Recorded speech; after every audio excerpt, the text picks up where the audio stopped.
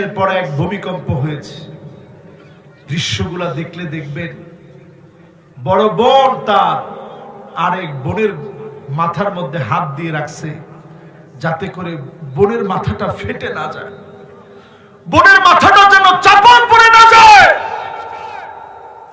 সন্তানের মুখে বাপ পানি খাইয়ে দিচ্ছে, বাপ কোনো কিছু করতে পারতেছে না, বিল্ডিং এর চাপা পড়া থেকে সন্তানকে টেনে বের করতে পারতেছে না।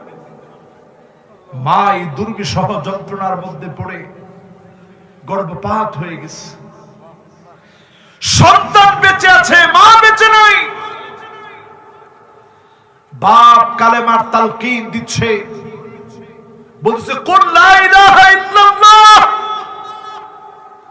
সারা পৃথিবীর দৃশ্যগুলো দেখছে।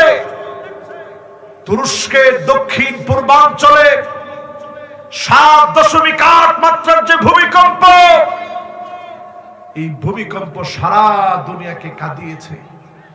সারা দুনিয়া তুরস্কের এই ভয়াবহ ভূমিকম্পে মর্মাহত। আজ সিরিয়ার একটা অংশ ক্ষতিগ্রস্ত হয়েছে। ও আমার মুসলমানেরা, আমার দেশের যে অবস্থা এখন একটু হিসাব করেন। আল্লাহ বড় আদর করে মানুষকে বানাইছে, আল্লাহ বড় আদর করে মানুষকে বানাইছে। ওয়ালানুযীকান্নাহুম মিনাল আযাবিল আদনা দুনাল আযাবিল আকবার লাআল্লাহুম ইয়ারজিউন।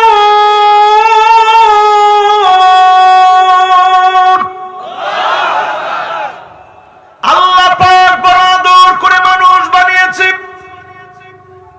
এই আদর করে মানুষকে বানায়া আল্লাহ রাব্বুল আলামিন বলেন, আগে আমি ছোট ছোট আযাব দেব, তারপরে বড় বড় আযাব তোদের জন্য পাঠাবো।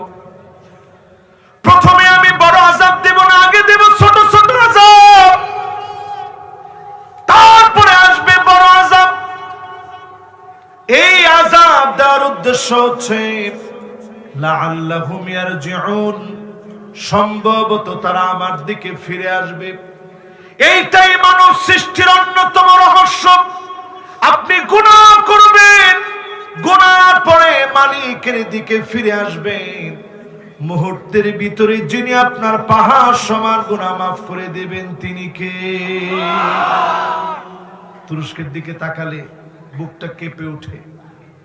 ভূতত্ত্ববিদেরা এখন বলছে আমার দেশের দিকে যে ভূমিকম্প আসছে এটা তুরস্কের চাইতে মোটো কম হবে না।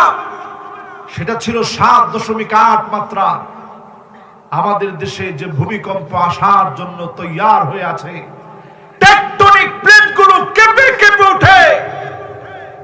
আমার দেশের এই টেকটনিক প্লেটগুলোর যে অবস্থা, ভূতত্ত্ববিদদের তথ্য মতে আমার দেশের ভূমিকম্পের অবস্থা হবে 9 মাত্রার ভূমিকম্প।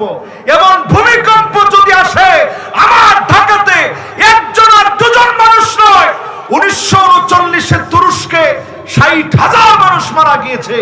হাজারো ঘরবাড়ি জমিনের মধ্যে নিপতিত হয়েছে, জমিনের মধ্যে গেঁথে গিয়েছে। আমার দেশে যদি ভূমিকম্প আসে হাজার হাজার নয়, লাখ লাখ নয়, কোটি কোটি মানুষ মারা যাবে। ঠিক কিনা বলেন? এখন বলেন, এত আদরের মানুষকে আল্লাহ ভূমিকম্প দিবেন কেন? এত আদরের মানুষকে আল্লাহ ভূমিকম্প কেন দিবেন? আল্লাহর মায়া কি আমাদের চাইতে কম? সবাই বলেন, আল্লাহর মায়া কি আমাদের চাইতে কম? ইন্নাল্লাহা জাআলার রাহমাতা মিয়াতা জাযা।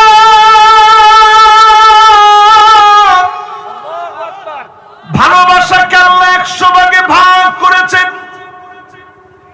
এক ভাগ ভালোবাসা সারা দুনিয়ার সব সৃষ্টিকে আল্লাহ দিয়েছেন। আকল না থাকলেও দেখবেন গরু যখন তার বাচ্চাকে প্রসব